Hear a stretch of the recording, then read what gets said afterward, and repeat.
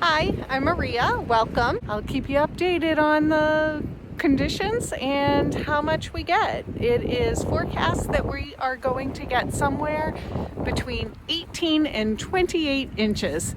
Big wide thing, but we'll see.